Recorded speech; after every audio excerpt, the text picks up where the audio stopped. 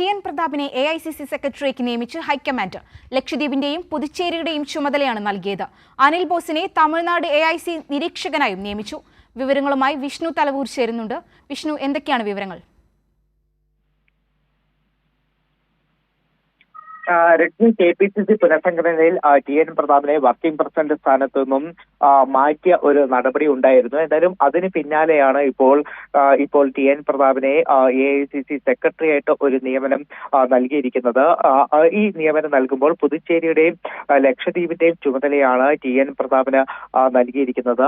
TN. പ്രതാപിന് ഈ ഇത്തരത്തിൽ പുതുച്ചേരി, ലക്ഷദ്വീപ് പുറമെ ഗുജറാത്ത്, മധ്യപ്രദേശ്, തെലങ്കാന, മഹാരാഷ്ട്ര, പഞ്ചാബ്, ഒഡീഷ, തമിഴ്നാട് സംസ്ഥാനങ്ങൾക്കും ഇത്തരത്തിൽ എ.ഐ.സി.സി സെക്രട്ടറിമാരെ നിയമിച്ചുകൊണ്ടാണ് ഇപ്പോൾ ഹൈക്കമാൻഡിന്റെ ഭാഗത്തുനിന്നും ഒരു ഉത്തരവ് വന്നിരിക്കുന്നത്. എന്തായാലും ടി.എൻ. പ്രതാപിന്റെ കാര്യത്തിൽ വലിയ തരത്തിലുള്ള പ്രതിഷേധം നേരത്തെ തന്നെ നിലനിന്നിരുന്നു. പ്രത്യേകിച്ച് KPCC വർക്കിംഗ് പ്രസിഡന്റ് സ്ഥാനത്തു നിന്നുമാണ് ടി.എൻ. പ്രതാപിനെ ഈ ഒരു പുനഃസംഘടനയുടെ പേരിൽ മാറ്റി നിർത്തിയത്. അതിന് പിന്നാലെയാണ് ഇപ്പോൾ എ.ഐ.സി.സി സെക്രട്ടറി ആയിട്ട് ഒരു നിയമനം നൽകിയിരിക്കുന്നത്. ഇപ്പോൾ ടി.എൻ. പ്രതാപിന് പുറമെ അനിൽ ബോസിനും പുതിയൊരു ചുമതല ഹൈക്കമാൻഡ് നൽകിയിട്ടുണ്ട്. അനിൽ ബോസിനെ തമിഴ്നാടിന്റെ നിരീക്ഷകനായിട്ടാണ് എ.ഐ.സി.സി ഇപ്പോൾ നിയമിച്ചിരിക്കുന്നത്.